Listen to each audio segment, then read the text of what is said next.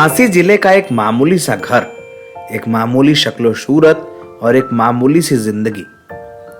ये सब कुछ तो मामूली है, लेकिन असाधारण है वो इंसान जो इन तस्वीरों का हिस्सा है।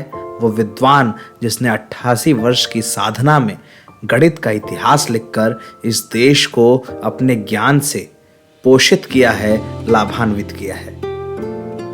88 वर्ष के प्रोफेसर राधा चरण गुप्ता आज प्रोफेसर साहब के घर में लोगों का तांता लगा है। वजह पद्म सम्मान है जो गणतंत्र दिवस की पूर्व संध्या पर प्रोफेसर गुप्ता को दिया गया है।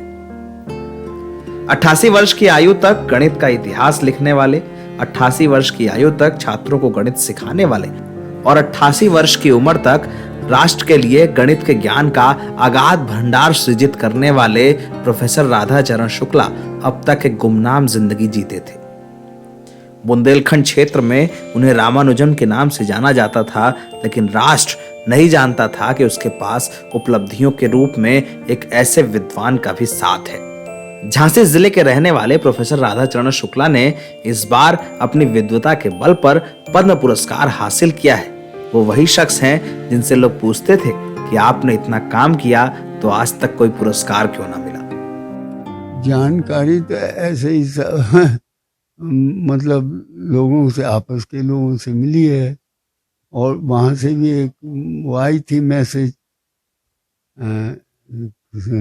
क्या मिनिस्ट्री ऑफ गृह मंत्रालय, होम मिनिस्ट्री से, ऐसा कि आपको ये के लिए चूज किया गया है, आपको मिलेगा कागज बाद में।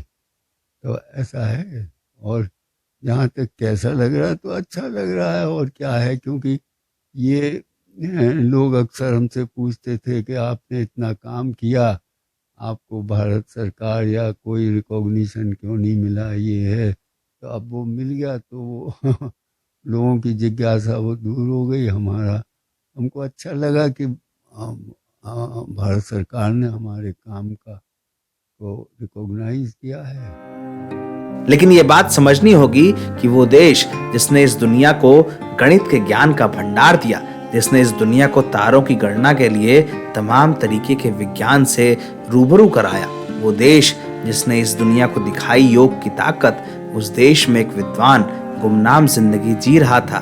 ऐसा क्यों हुआ, वो बात समझनी चाहिए। देखिए, दो बातें आपने कही। एक तो वैदिक गणित का नाम लिया आपने। वैदिक गणित असल में कई तरह का होता है। हमने जो वैदिक गणित किया है वो एक्चुअल वैदिक लिटरेचर में जो गणित दिया है उस पर किया हुआ। और जहाँ तक ये मैथमेटिक्स से डरने की बात है, वो इसलिए है कि वो पढ़ाई जिस रूप में हो रही है और जिस तरीके से होती है वो मनोरंजक नहीं है।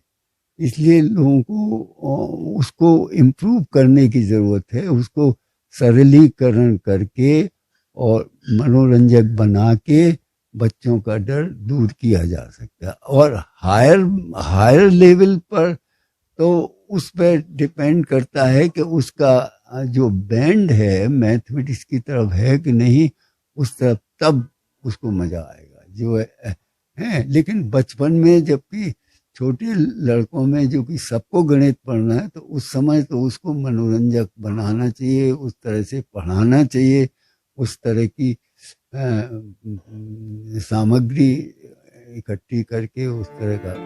देश में पद्म पुरस्कार के लिए जिन नामों का ऐलान हुआ है उसमें प्रोफेसर राधा चरण गुप्ता जैसे कई लोग हैं। कई लोग जो अब तक सिर्फ अपने ज्ञान के बलबूते पर अपना काम करते रहे। कई लोग जिन्होंने कभी ये परवाह नहीं की कि उन्हें कोई सम्मान मिले। इस बार पद्म सम्मान ऐसे विद्वानों को दिया गया, ऐसी विभूतियों को, ऐसे समाज सेवियों को और ऐसे गुमनाम लोगों को। कहने को ये सम्मान राष्ट्र की ओर से इन विद्वानों को दिया गया है, लेकिन असल में ये इस सम्मान का ही असल सम्मान है। एनबीटी ऑनलाइन की रिपोर्ट।